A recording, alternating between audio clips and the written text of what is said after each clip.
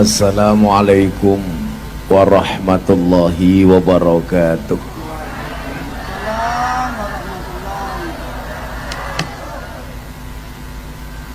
Alhamdulillahi rabbil alamin. Alhamdulillahil qail. A'udzu billahi minasyaitonir rajim. Bismillahirrahmanirrahim. Ya ayyuhalladzina amanu taqullaha wal tanzur nafsum ma qaddamat lighad wattaqullaha innallaha khabirum bima ta'malun. Allahumma salli wa sallim wa barik ala hadan nabiyil karim sayyidina wa maulana Muhammadin sallallahu alaihi wasallam wa ala alihi wa ashabihil mujahidin at-tahirin, amma ba'du. Hadratal muhtaramin, para masyayikh, para kiai, para habaib, tokoh agama, tokoh masyarakat yang saya muliakan. Wabil khusus malam hari ini saya ditemani oleh cicitnya Hadratus Syekh Hasyim Asy'ari, keponakannya Gus Dur, Gus Ipang Wahid. Tepuk tangan untuk Gus Ipang Wahid. Imam Asy-Syafi'i radhiyallahu an. Imam itu kan yang terkenal ada 4. Berapa bu?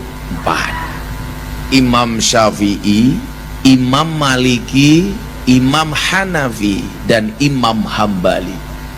Kalau di Indonesia ada lagi satu imam yang terkenal, Imam Samudra.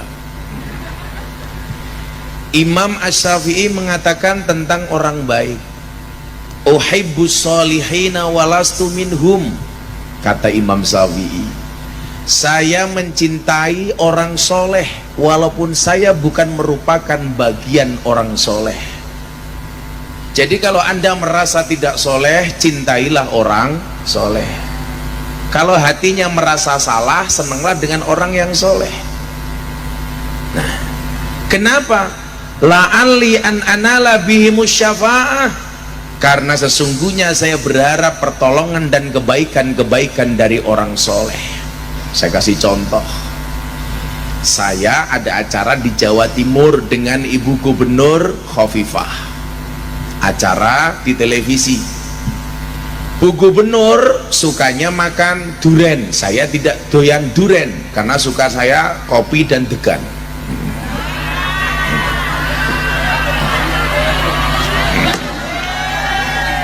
Pas datang,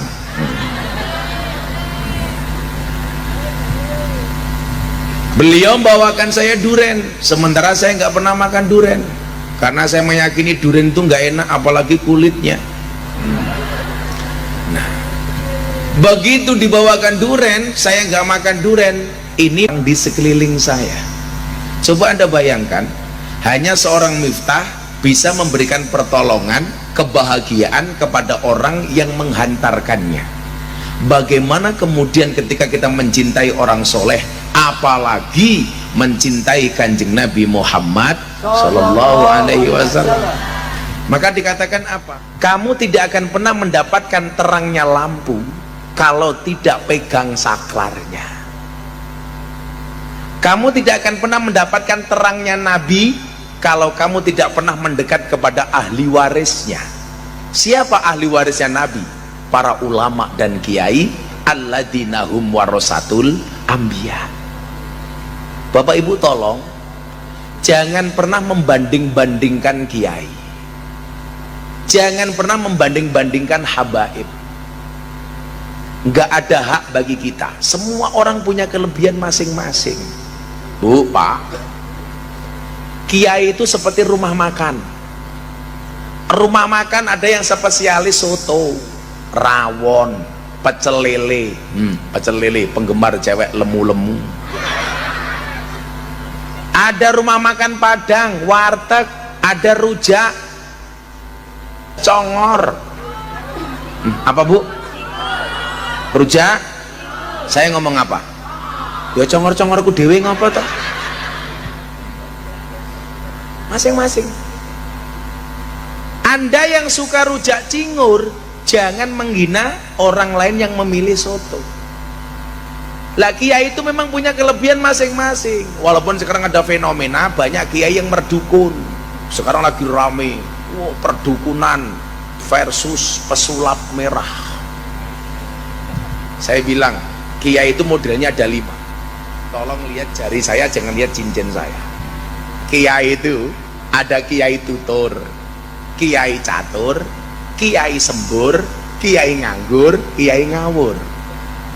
Tutur nasihat mau itu hasanah, memberikan tausiah, wis model-modelnya kaya Gus Miftah. Ini tutur menasehati, disuwuk ndase metu kerise cangkeme.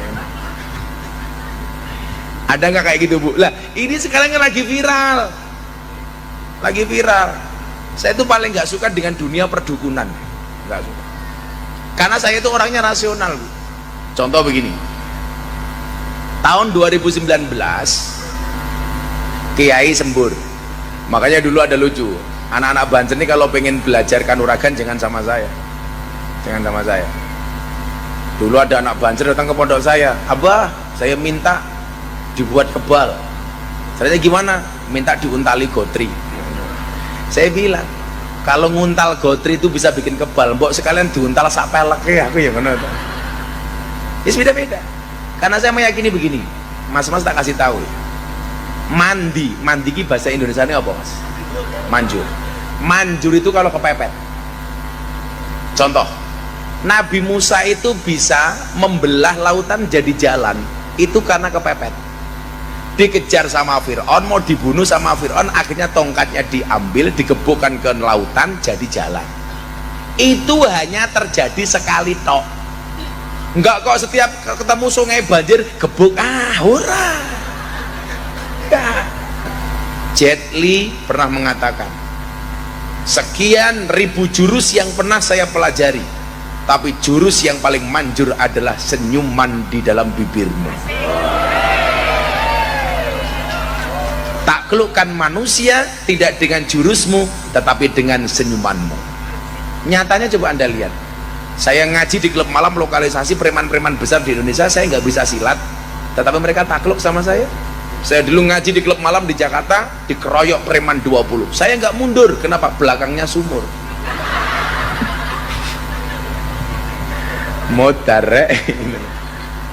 Coba ini masih Bang tahu, preman terbesar di Indonesia di Jakarta siapa? Maung Hercules. Beliau sekarang menjadi pengawal saya. Tanpa saya harus mengeluarkan jurus apapun, cukup dengan senyuman yang ada di bibirmu. Makanya apa? Saya ulangi ya, kembali ke tema tadi. Jangan membanding-bandingkan ulama, jangan membanding-bandingkan kiai. Anda boleh mengidolakan satu Habib tanpa harus menghinakan Habib yang lain. Anda boleh mengidolakan seorang kiai tanpa harus menghinakan kiai yang lain. Kalau bahasa saya apa Bapak Ibu? Falikulli syai'in pak-pakun. Semua orang itu punya pak-pak masing-masing. Makanya saya setuju kayak Gus Ipang ini, cucunya Mbah Hadrotus Syekh Hasyim Asy'ari, cicitnya pendiri NU, tapi kuliahnya di Amerika. Sama dengan MC-nya di Amerika.